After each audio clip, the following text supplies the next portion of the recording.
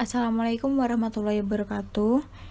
Kami dari kelompok 6 yang beranggotakan yang pertama yaitu Sri Wahyuni dengan NIM 076, yang kedua Ilma Eka Indrawati dengan NIM 077, yang ketiga Krisna Wahyu Mahendra dengan NIM 078, yang keempat Salsabila Yuniar dengan NIM 079, dan yang kelima yaitu Rian Eka Oktavian dengan NIM 080.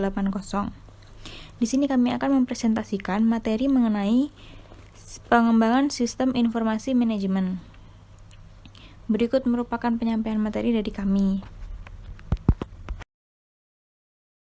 Assalamualaikum warahmatullahi wabarakatuh. Saya Ilma Eka Indrawati, NIM 12401193077 akan menjelaskan tentang pengembangan sistem.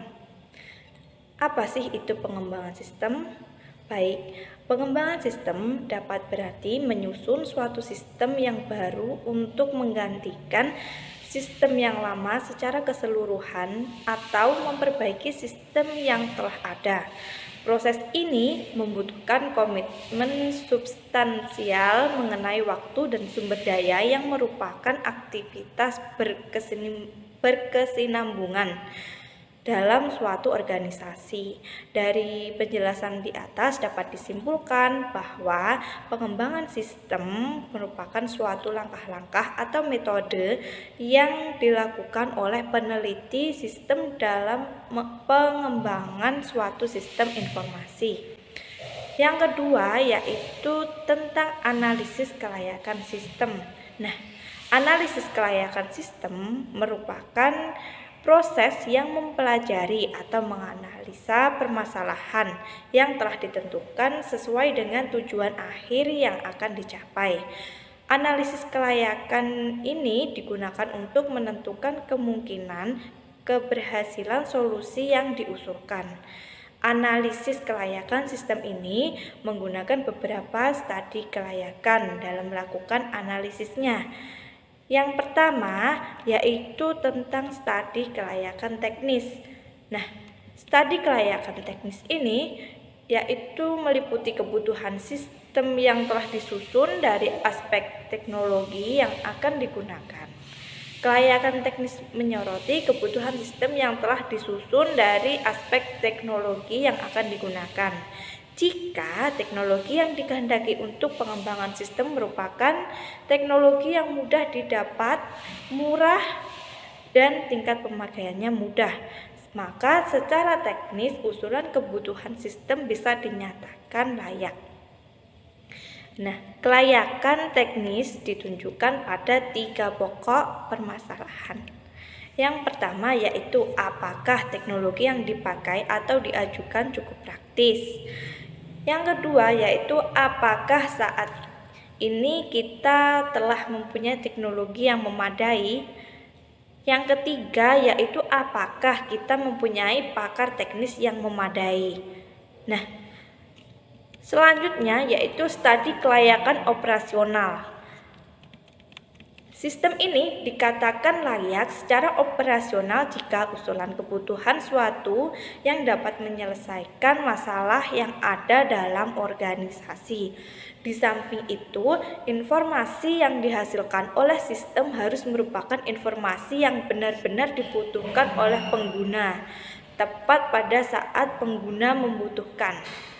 Aspek yang perlu dipertimbangkan dalam kelayakan operasional ini yaitu yang pertama tentang kemampuan dari personil-personil. Nah, kemampuan dari personil-personil yang ada untuk mengoperasikan fungsi-fungsi sistem yang akan dikembangkan perlu dipertimbangkan. Apakah menambah personil dengan training khusus untuk mengoperasikan sistem atau hanya cukup melakukan training untuk personil yang telah ada saja atau sama sekali tidak menambahkan personil dan tidak melakukan training. Yang kedua yaitu kemampuan dari operasi sistem untuk menghasilkan informasi. Nah, apakah sistem yang akan dikembangkan akan dapat beroperasi dengan semestinya Untuk menyediakan informasi berkualitas kepada para pemakainya, adakah hal-hal yang dapat menyebabkan sistem tidak akan beroperasi dengan semestinya? Selanjutnya yaitu kemampuan mengendalikan dari sistem operasi. Apakah sistem yang akan dikembangkan memiliki pengendalian yang cukup untuk menjamin kebenaran hasilnya serta menjaga keamanan harta perusahaan? Yang keempat yaitu efisiensi dari sistem. Apakah sistem yang akan dikembangkan telah memanfaatkan sumber-sumber daya secara optimal? Nah, semacam pendaya gunaan waktu dan personil-personil secara efisien, arus dokumen dan data yang efisien, atau penundaan-penundaan proses yang efisien. Yang selanjutnya akan dijelaskan oleh rekan saya. Terima kasih.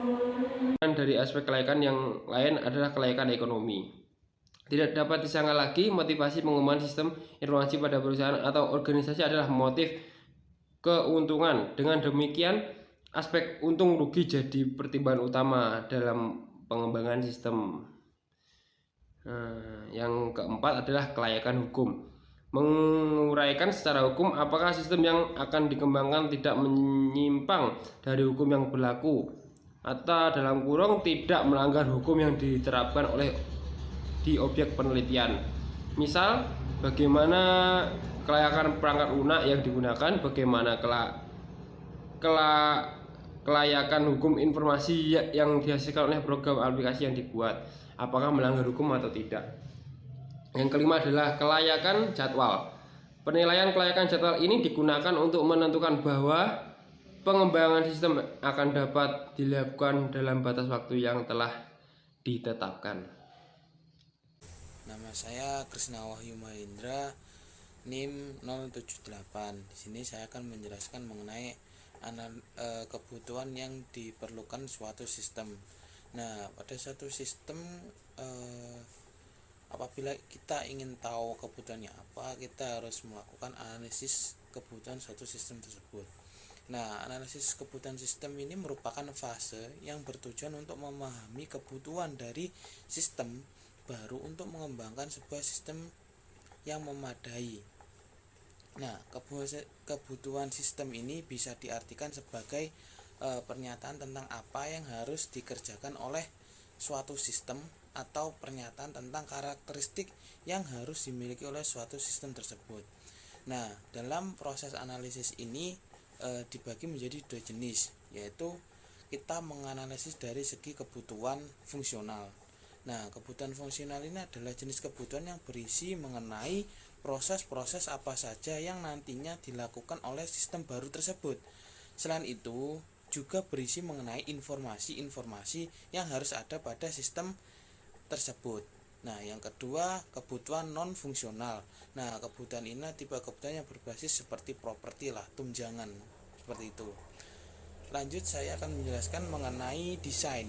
Nah, desain suatu sistem atau desain perangkat adalah proses multi langkah yang fokus pada desain pembuatan program perangkat lunak termasuk struktur data, arsitektur perangkat lunak, representasi antarmuka, prosedur pengkodaan. Nah, tahap ini mentranslasi kebutuhan perangkat lunak dari tahap analisis kebutuhan ke representasi desain agar dapat diimplementasikan menjadi program pada tahap selanjutnya. Pada tahap desain dilakukan perancangan antara lain perancangan database, perancangan proses, kemudian perancangan interface.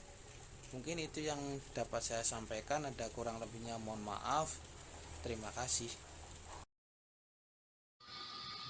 Baiklah, saya akan menjelaskan tentang implementasi sistem, implementasi dan operasionalisasi. Fase implementasi adalah periode waktu selama sistem bekerja dan ditempatkan dalam operasi.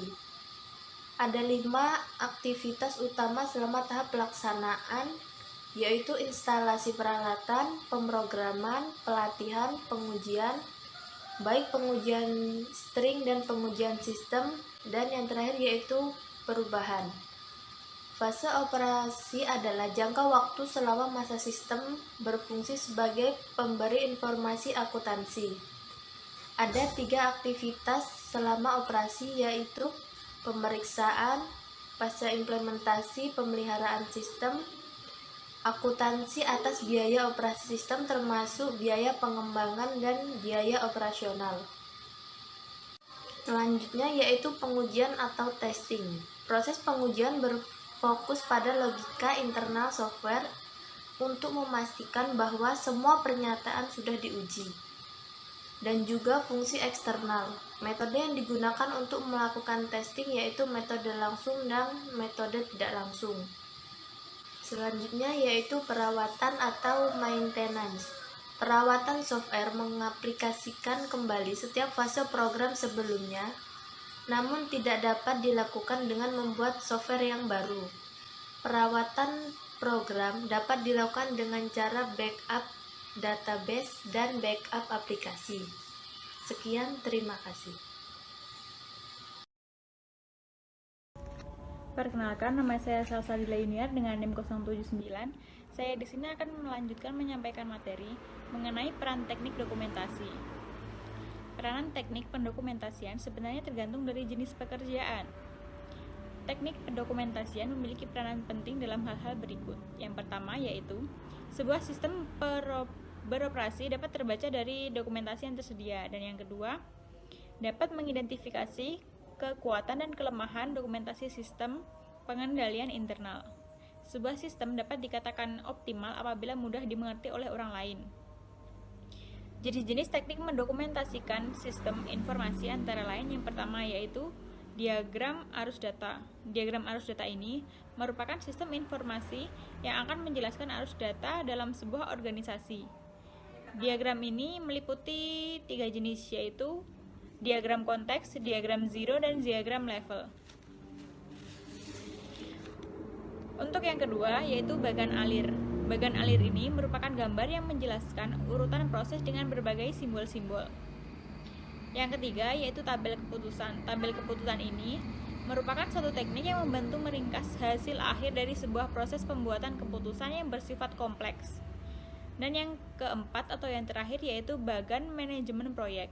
Bagan ini merupakan penilaian terhadap proyek, apakah proyek yang diterapkan tepat waktu dan berjalan sesuai dengan anggaran ataupun tidak. Terima kasih. Sekian presentasi dari kelompok kami. Terima kasih dan ada kurang lebihnya kami mohon maaf. Wassalamualaikum warahmatullahi wabarakatuh.